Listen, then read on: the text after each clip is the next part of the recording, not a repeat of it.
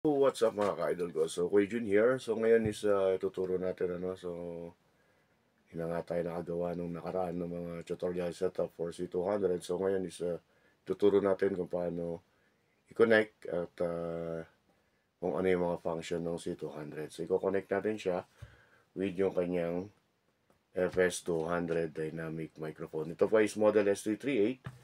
So, ito po yung unit natin, ang ating C200. So, tara, setup natin. What's up, idol? Yan. So, dito yan. So, bago natin i-set up yung ating C200, mga ka-idol. So, pakita muna natin yung normally yung mga kasama niyang cable. So, pag nag-check out kayo, ang kasama lang talaga niya is yung normal AUX natin na 3.5, which is pwede sa mga phone na merong lagayan ng earphones. No? So, earphone jack. So, may kasama rin siyang yung kanyang charger cable at saka yung for testing na earphone. So, ito is magagamit nyo para matest yung inyong ating C200 kung gumagana siya. So, yan po is for mga Android phones, no? So, pagka iOS naman mga ka-idol, so meron tayong mga OTG cable. So, meron tayong ito is for the iOS 13 and below, which is magagamit natin for connection for live. So, tatlong klase yan. So, meron tayong Lightning, OTG.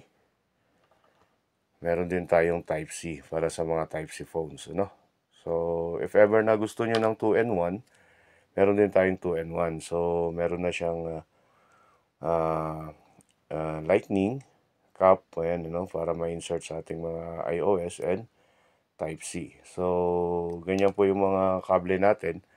Normally, hindi na po kasama kasi sa package to. So, kailangan yung i-check out kung kayo po ay Type-C user and iOS. So, yan yung ating mga cables. So, para naman sa mga earphones, yung earphones natin na to is medyo analog siya. Kaya if ever na gusto nyong gumamit ng headphone is pwede rin. Ayan, yung ating headphone na madalas kong ginagamit kasi nga medyo sensitive yung ating tenga. Kaya mas mainam na gumamit kayo ng headphone. So, tara, i-set up natin. Ayan, so ito yung C200 natin. So, ayan yung 48 volts sa power supply niya and power switch. So, ayan siya pagka naka-power on. So, dito sa C200 natin, mapapansin nyo, meron siyang, ayan yung kanyang mic treble, bass, and mid. Ito yung ating mic volume. Ito naman yung ating reverb or echo. So, ito yung monitor natin para marinig natin yung volume ng ating audio and music pagdating sa ating inner speaker o yung ating headphone or earphone. So, dito sa functions niya, ang music control mga ka-idol. So, ito kanya yung kanyang backward, kanyang pause, and yung kanyang forward. Ito naman yung dodge. Yan yung ating DJ mode na humihina yung music pagka nagsasalita tayo. So, ingatan nyo to mga ka-idol. Huwag nyo ilong press to kasi ma-activate yung kanyang looping, yung external sounds. Yan, So, yan yung cause kung bakit nag-e-echo tayo pagdating sa live. So, huwag nyo siyang ilolong press para di siya ma-activate. Eternal play, ibig kong sabihin. So, pag nalong press nyo kasi yan, mag-activate yung eternal play niya. Ang cause naman nito is mag-e-echo kayo sa inyong live streaming. Ayan. So, dito is yung TF card, which is pwede kasi kayo maglagay, ng ayan, yung SD card o yung TF card para dito na kayo mismo mag-record ng inyong mga songs or yung inyong mga kung ano-ano man na gusto nyong i-record. So, yung functions naman dito, idol ko, is meron siyang 2, 4, 6, 8, 10, 12.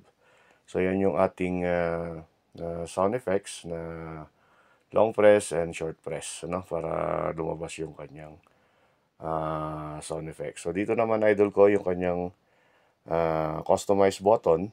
Ayan siya. So, meron kang 30 seconds para mag-record ka ng iyong gustong i-record na sampler or yung voice mo mismo. So, may auto-tune na rin yan. So, depende na yan sa paggamit ninyo.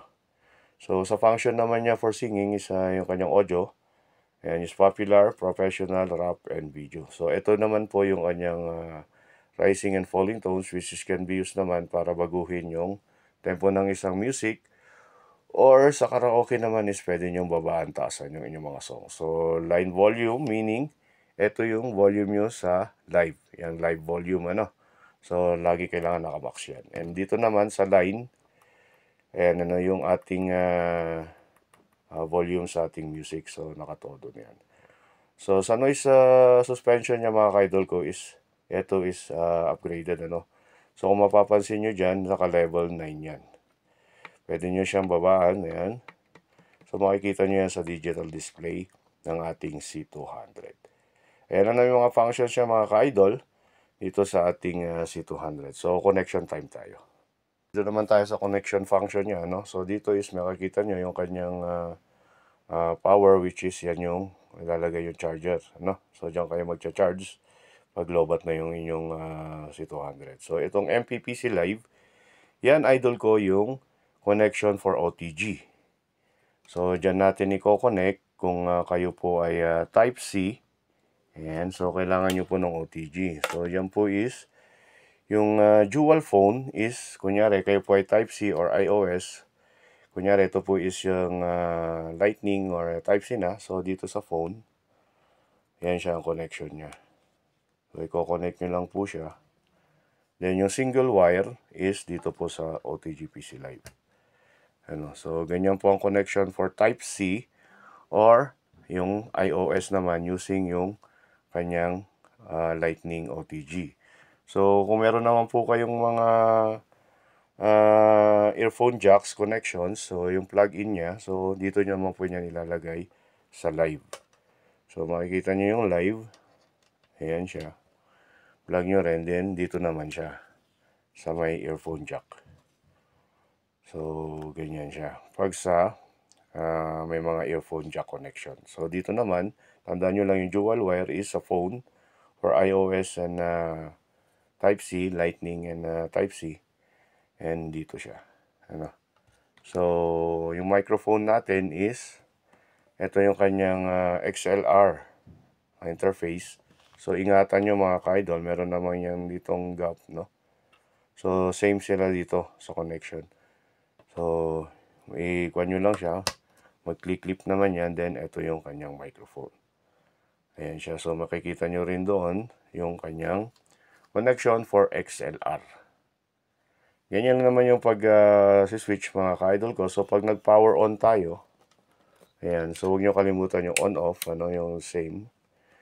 Ayan. So, pagdating naman sa mic, treble, bass, and mid, for first timer pa lang. So, itodo nyo lang siya para marinig nyo lang yung kanya, no? So, ang gamit ng ating bass is yung bass ng boses natin. So, marami kasing nagtatanong, ano, kung ano yung tamang timpla. Wala pong tamang timpla kasi hindi po tayo pare-pareho ng boses. So, ituro lang natin yung function ng bass. Yan yung bass ng ating